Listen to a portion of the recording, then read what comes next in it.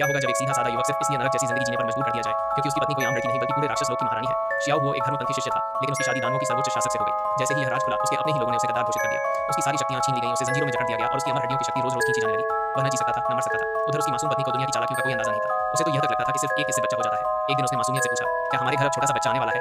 पत्नी की भोली मुस्कान देखकर शियाओ हुओ का दिल टूट गया। उसे लगा कि अब उसकी जिंदगी खत्म होने वाली है, लेकिन तभी उसकी किस्मत ने ऐसा पलटा खाया जिसकी उसने कभी कल्पना भी नहीं की थी। अचानक उसके सामने एक रहस्यमयी सिस्टम प्रकट हुआ।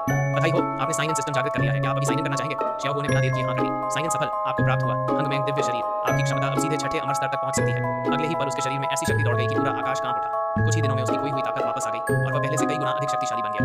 उसकी बढ़ती शक्ति का असर इतना जबरदस्त था कि पूरे संप्रदाय की तलवारें अपने आप उसकी दिशा में झुक गईं। यह देखकर सभी बुजुर्ग और गुरु स्तब्ध रह गए। उन्हें समझ ही नहीं आया कि एक तथाकथित बेकार इंसान इतना बड़ा चमत्कार कैसे कर सकता है।